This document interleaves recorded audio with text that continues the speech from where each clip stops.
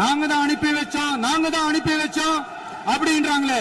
அனுப்பி வச்சவங்களுக்கு மினிஸ்ட்ரியில இடம் கொடுத்தா ஏன் கதறீங்க? ஏன் இவ்வளவு கோபம்? ஏன் இவ்வளவு கதறல்? இதுல இன்னொரு முக்கியமான விஷயம், மார்க்சிஸ்ட் கம்யூனிஸ்ட் கட்சி நமக்கு ஆதரவு கொடுத்தது சுயேட்சையா எடுத்த முடிவுன்னு சொல்றாங்க. அதே மாதிரி இந்திய கம்யூனிஸ்ட் கட்சி நமக்கு ஆதரவு கொடுத்தது சுயேட்சையா எடுத்த முடிவுன்னு சொல்றாங்க. இதுல எங்க இருந்து நாங்க தான் அனுப்பி வச்சோம்னா புரியலையே. மக்களுக்கு நல்லா புரியும், எல்லாத்தையும் தெளிவா பார்த்துக்கிட்டு இருக்கிறாங்க.